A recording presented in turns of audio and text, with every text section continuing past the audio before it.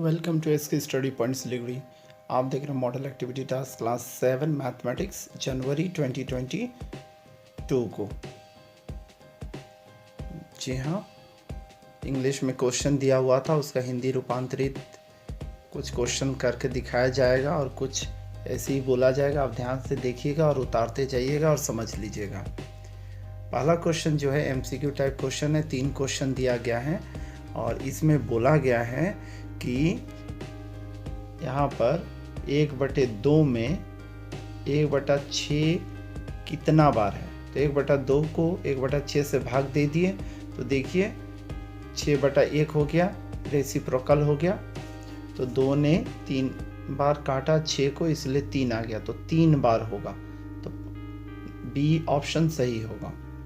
उसी तरह से इस क्वेश्चन में देखिए गणेश बाबू हैं, उन्होंने पहला दिन 3/14 हिस्सा किया और दूसरा दिन 5/14 हिस्सा काम किया है 2 दिनों में।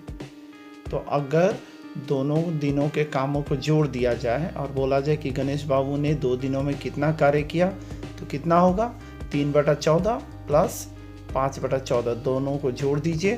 तो जोड़ देने के बाद में कितना हो गया, दोनों का लॉस अपन निकाले तो 14 ही हो गया। तो 5 और 3 जोड़कर 8/14 हो गया।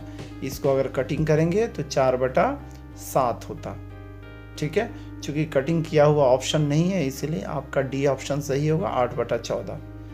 तो इंग्लिश वर्जन क्वेश्चन में यही दिया गया है, बांग्ला वर्जन में थोड़ा सा अलग है, इसलिए अगर उसको देखिएगा तो आंसर अलग हो जाएगा।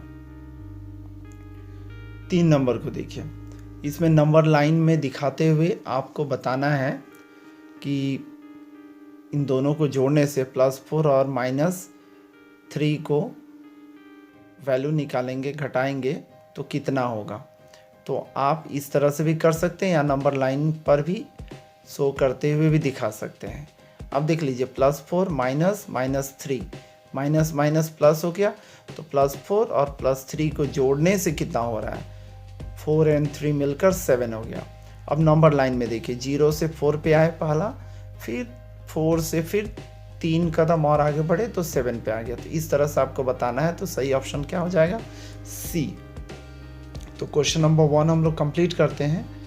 पहले की तरह हमेशा मैं रिक्वेस्ट फिर से कर रहा हूँ कि अगर अभी तक आप इसके स्टडी पॉइंट सिलीगुड़ी को सब्सक्राइब नहीं किए हैं तो तुरंत सब्सक्राइब कर लीजिए।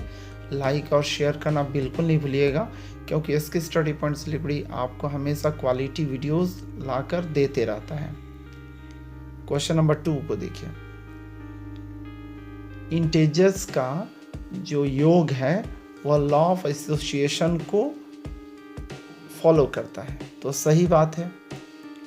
ठीक है, अब इस डायग्राम में देख लीजिए क्वेश्चन नंबर 2 में यहाँ पे दिया गया है आयत, और इसकी लंबाई देखिए 20-20 सेंटीमीटर है और चौड़ाई 10-10 सेंटीमीटर। तो पेरीमीटर कितना होगा यह बताना है।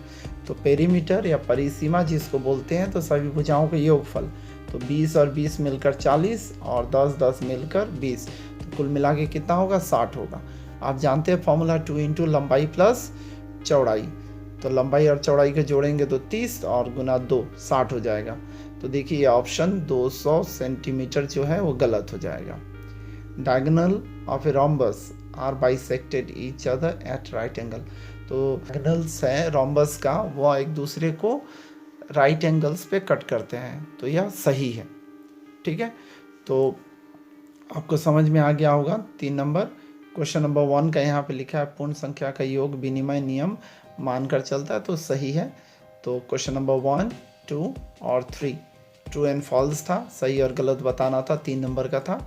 तो उम्मीद कर रहा हूँ आपने नोट कर लिया होगा। केवल आपको सही गलत सही यही सब लिखना है, सॉल्यूशन करके नहीं दिखाना है। चाहे तो साइड में कर सकते हैं आपके कॉपी में।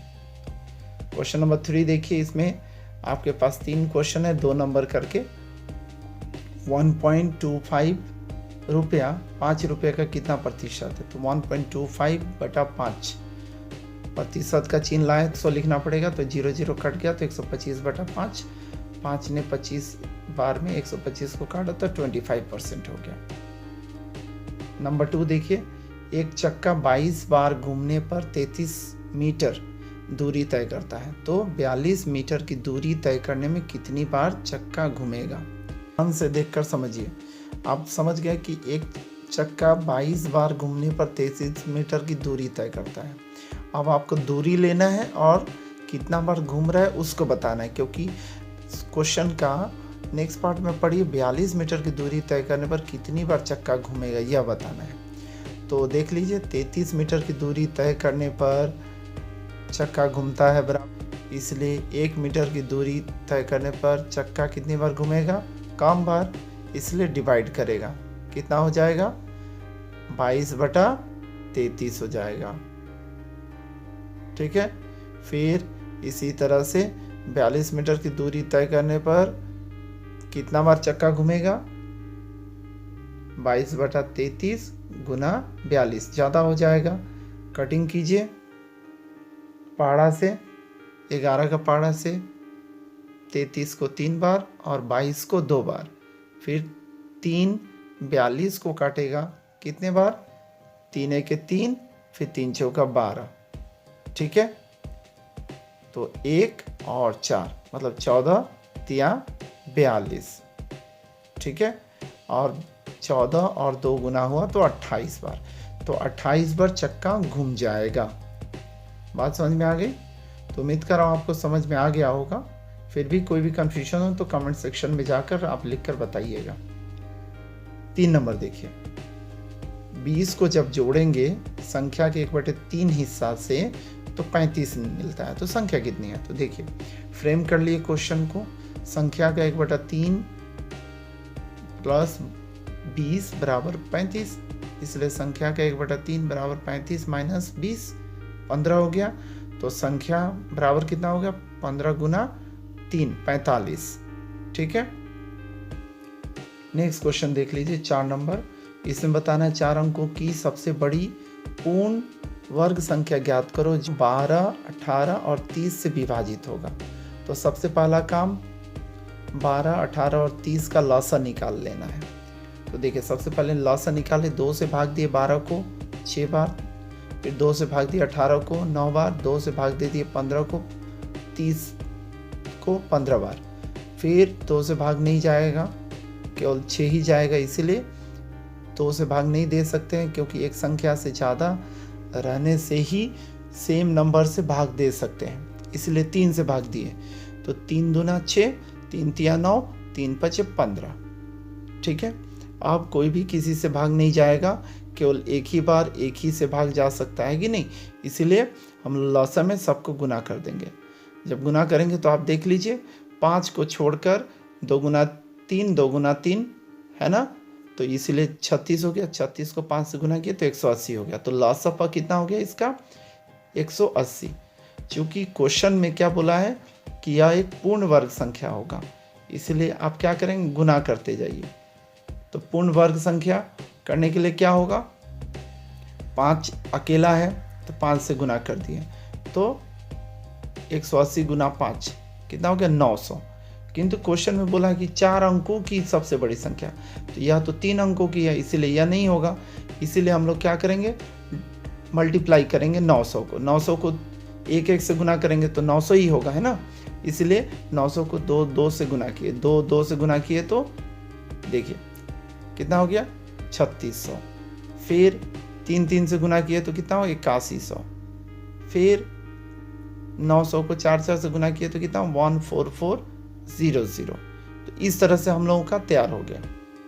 ठीक है, तो यहाँ पर आपको समझ लेना है कि 4 अंकों की सबसे बड़ी पूर्ण वर्ग संख्या, अगर छोटी बोलता तो मैं यहाँ पे 3600 को बोलता, बड़ी संख्या बोल रहा है इसीलिए मुझे कौन सा लेना होगा 8100 लेना होगा, 8100 को लेना होगा, क्योंकि अगर मैं 2 4 से गुना करता हूँ तो 14400 होगा, 5 अंकों का हो जाएगा। तो सही उत्तर आपका क्या होगा 8100 होगा। ठीक है, थोड़ा सा समझने वाला क्वेश्चन है, इसलिए ध्यान से देखकर समझिए, क्योंकि अगर आप सही से नहीं समझेंगे तो आपको काफ़ी दिक्कत होने वाली है। क्वेश्चन जो है उसमें दिया गया है कि 72 डिग्री का कोण बनाना है, तो प्रोटेक्टर की मदद से। तो सबसे पहला काम आपको करना क्या है, देख लीजिए, एक लकीर टांग लीजिए, उसके बाद में यहाँ पर रख के प्रोटेक्टर को 72 डिग्री का कोण बना लीजिए, तो CBA कोण बन जाएगा। फिर कंपास और पेंसिल की मदद से लेकर यहाँ पर लेकर ऐसे करके चाप खींचिए, फिर इस जगह पर रख के इधर चाप खींचिए, फिर यहाँ से ऊपर की ओर चाप खींचिए। तब क्या होगा, यहाँ से जब चाप काट रहे हैं तो यहाँ पर, और इधर से चाप काट रहे हैं तो यहाँ पर कट जाएगा। उसके बाद में इन दोनों को मिलाते हुए आगे बढ़ा दीजिए। फिर प्रोटेक्टर की मदद से जब मापिएगा तो यह 36 होगा या भी 36 होगा। तो कहने का मतलब क्या है, angle ABC equal to 72 degree और एंगल ABD 36 डिग्री, CBD भी 36 डिग्री हो जाएगा।